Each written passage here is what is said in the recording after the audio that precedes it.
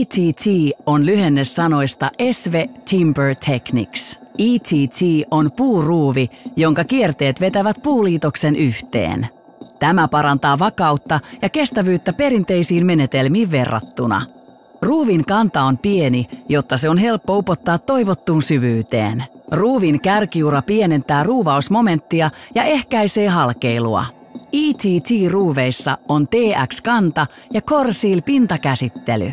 ETT-ruuveilla on monia käyttökohteita. Ne sopivat muun muassa kattotuolien, orsien ja elementtien asentamiseen, sisä- ja ulkoseiniin, alapohjiin ja alapohjaelementteihin, julkisivuihin, koolauksiin, alapuihin sekä palkkien liittämiseen. Kehäpalkin asentaminen. Ota huomioon, mistä suunnasta voima tulee. Voiman tullessa ylhäältä ruuvi tulee asentaa siten, että sen kärki osoittaa samaan suuntaan.